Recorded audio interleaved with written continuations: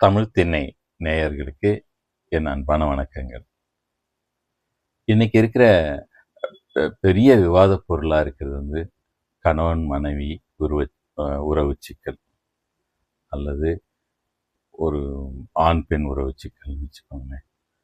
பெரிய இதா இருக்கு. இவங்க 2 பேருக்கும் இருக்கிற ஒரு பெரிய வித்தியாசம். அது எல்லா தளங்கள்லயும் இருக்கு. அவங்களுடைய சமூக பொறுப்பு, அவங்களுடைய பொருளாதார நிலை, அவங்களுடைய அந்தஸ்து, அல்லது அவங்களுடைய அறிவு நிலை, அவங்களுடைய பழகும் விதம், எல்லாத்துலேயுமே ஆணுக்கும் பெண்ணுக்குமான ஒரு வித்தியாசம் பல்வேறு சிக்கல்களை ஏற்படுத்துது. அது அது அது சமமாக்கிறதுக்கு தொடர்ந்து போராடிட்டு இருக்காங்க. காலங்காலமாக மனிதர்கள், மற்ற தலைவர்கள் போராடிட்டு இருக்காங்க.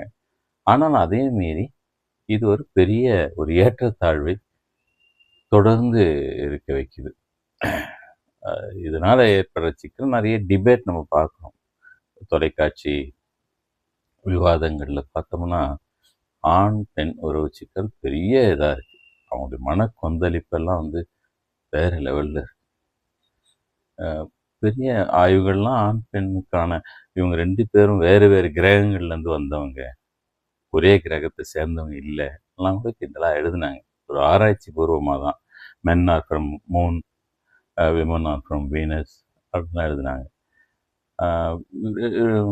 2 பேரும் இப்போ எல்லா விலங்குகளையும் போல அவங்களும் மனித இனம் என்ற ஒரு கேட்டகரியிலேயே வரமாட்டாங்க. ஆண் அதுலேயே வேற இனம், பெண் வேற இனம் அப்படிலாம் சொல்லுவாங்க. அவ்வளோ வித்தியாசம். ஏன்னா அது அறிவு சார்ந்து யோசிக்கும் போது தான் மற்ற ஒரு பறவைக்கு, மயிலுக்கு, சிங்கத்துக்கு இருக்கிறத விட இது அதிகமாயிடுது. ஆண் பெண் என்ற அந்த தரம் வித்தியாசம் நிறைய யோசிக்கிறாங்க. சிந்தனை வேற வேற செயல்பாடை கொண்டு போகுது. நான் எழுதினேன் ஆண் பால் பெண் பால் என்ற நாவல் ஒரு முக்கியமான ஒரு நாவல்.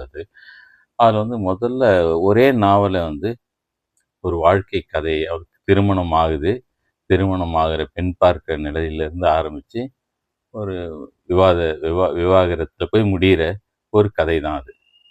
அதை பெண் முதல்ல சொல்லுவாள். 120 பக்கத்தில் தன் வாழ்க்கை கதையை சொல்லுவாள், ஏன் இப்படி ஆச்சு அப்படின்னு. அதே கதையை அவருடைய கணவன் மறுபடியும் சொல்லுவான். வேறு வேறு காரணங்களும் வெவ்வேறு கருத்துருக்களுமாக அது இருக்கும். அந்த கதை ஆண் பால் பெண் பால் என்கிறது. இதில் எம்ஜிஆர் ஒரு முக்கியமான கதாபாத்திரமாக வருவார் அந்த கதையில்.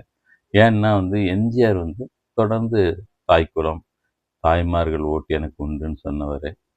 ஆண்கள் எல்லாரும் எனக்கு ஓட்டு போடணும்னாலும் பெண்கள் போடுவாங்கன்னு சொன்னார், தாய்க்குலங்கள் போடுவாங்கன்னு சொன்னார். இதெல்லாம் இப்போ நடந்தது.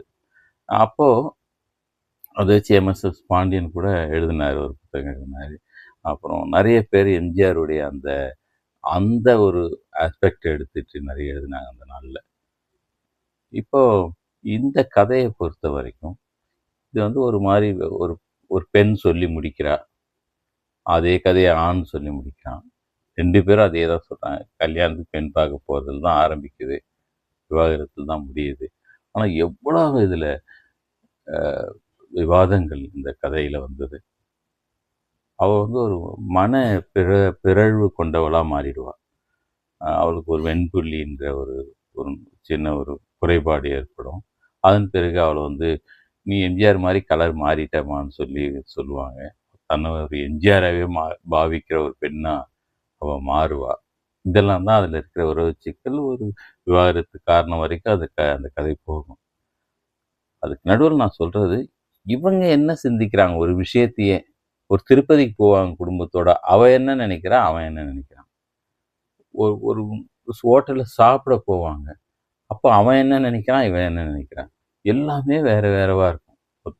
ஒரு கதையை ஒரே நாவலை 2 விதமாக எழுதி பார்த்தேன். அது அந்த ஆண் பெண் உறவு சிக்கலை சொல்கிற ஒரு கதையாக இருந்தது. அந்த நூல் வெளியீட்டு விழாவில் சா கந்தசாமி, பேராசிரியர் பெரியார்தாசன், கவிதா முரளிதரன், ஞானி, பரீட்சா ஞானி போன்ற பலர் பேசினாங்க. அதில் குறிப்பாக பெரியார்தாசன் ரொம்ப அவர் ஒரு உளவியல் பேராசிரியர். அவர் என்ன சொல்கிறாரு,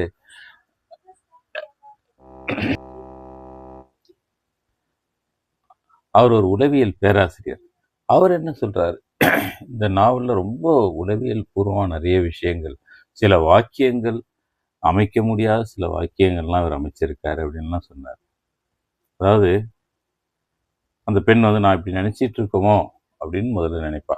நம்ம இந்த விஷயத்தை இப்படி நினைச்சிட்டு இருக்கோமோ அப்படின்னு நினைப்பா. அதன் பிறகு இப்படி நினைச்சிட்டு இருக்கிறோமோ அப்படின்னு நினைச்சிட்டு இருக்கோமோ அப்படின்னு நினைப்பா. மறுபடியும் இன்னொரு விதமா அவளுடைய உள்ள இருக்கிற அந்த இது அப்படிதானே ஒரு உளவியல் போராட்டம் வந்து. அப்படி நினைச்சிட்டு இருக்கோமோன்னு நினைச்சிட்டு இருக்கிறதா நினைச்சிட்டு இருக்கோமோ அப்படின்லாம் அப்படியே போயிட்டே இருக்கும். அந்த இது வந்து உள்ள உள்ள உள்ள உள்ள அடுத்த அடுத்த ஸ்டெப் போவா. அது வந்து அவர் ரொம்ப குறிப்பிட்டு சொன்னார் பெரியார்தாசன். இது இது இது வந்து உளவியல்ல ஒரு முக்கியமான கூறு இது. இது எப்படி தமிழ் மகன் எழுதினாருன்னு தெரியல. ரொம்ப பாராட்ட வேண்டிய விஷயம் அப்படின்லாம் சொன்னாரு. அது வந்து பெண்களுக்கு இருக்கிற ஒரு விஷயமும், ஆண்களுக்கு இருக்கிற விஷயம். ஒரு ஆண் என்கிற ஒரு ஆதிக்கத்தோட அவன் அணுகுறதும், ஒரு பெண்ணை அடங்கி போறவளா அவன் எடுத்துக்கிறதும், அப்புறம் அடங்க மாட்டேன்னு சொல்லி அவள் எடுக்கிற போர்க்குணமும் இந்த நாவல்ல தொடர்ந்து வெவ்வேறு நிலைகள்ல பெரிய களமா இருக்கும்.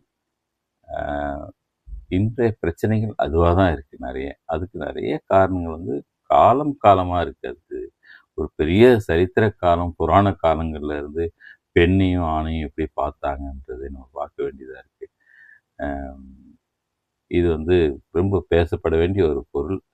ஆனால் விரைவில் ஒரு சமநிலையை எட்ட வேண்டிய, ரொம்ப கவனமாக கையாள வேண்டிய ஒரு கருத்தாகவும் இருக்கு. விரைவில் இதெல்லாம் சரியாகணும். ஆண் பெண் சமத்துவம் தான் எல்லாத்துக்கும் அடிப்படையாக இருக்குதுன்னு நான் நினைக்கிறேன்.